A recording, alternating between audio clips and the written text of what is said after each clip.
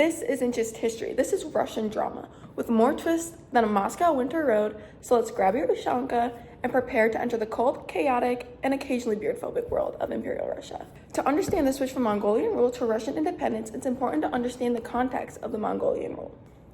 The Mongol rule over Russia refers to the period from the 13th century to the 15th century, when the Mongol Empire, specifically under the Golden Horde, dominated a large part of Russia.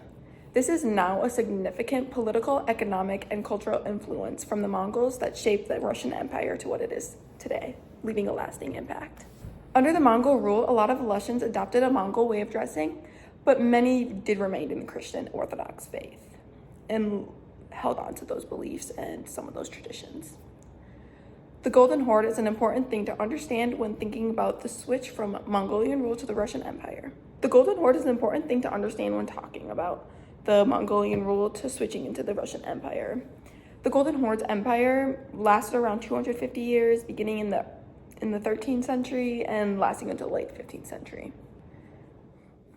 Eventually, the Tamerlane ends up conquering the Golden Horde in their capital.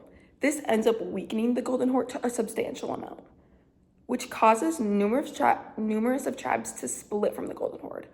Some examples would be the Kazan Khanate, the Siberian Khanate, and the Crimean Khanate. In 1840, the Muscovite prince Ivan III renounced Mongol rule and fought off the Golden Horde. Now, Prince Ivan fighting off the Golden Horde leads into the rise of the Russian state, which took place around 1300 to 1795. This movement was connected with gaining freedom from Mongol to control. To relate to my parents who are listening to this, it's like how America gained freedom from the British Empire in 1776, not long before the Russian state did. Ivan the Great will end up claiming succession, and he will end up forming a strong army, giving this newly established government a strong military grounding, and Ivan will also create loyalties by using Orthodox Christianity. Ivan the Great ended up helping shape the future of Russia through multiple series of conquests, diplomatic efforts, and administrative reform.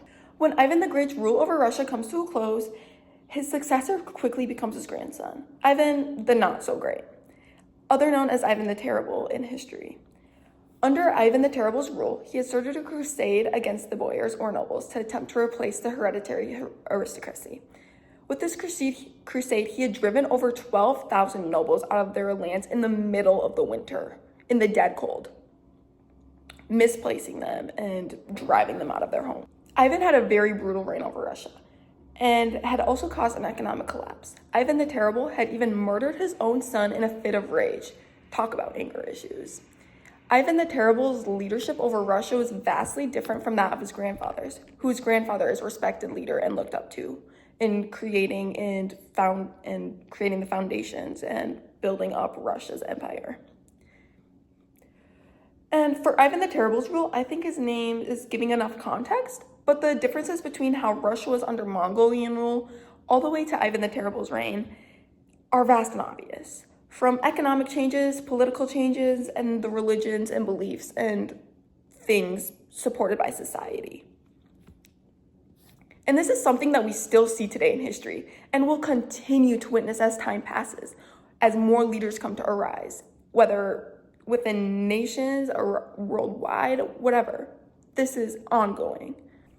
Like in recent American politics, as both my mom and dad know, have different views on what's been happening. With President Trump's recent re-election that has sparked many debates about his term.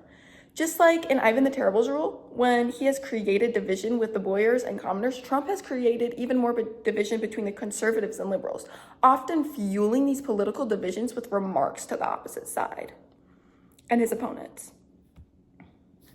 Just like the difference between Ivan the Great and Ivan the Terrible's ruling, it's a big switch from Joe Biden to Donald Trump.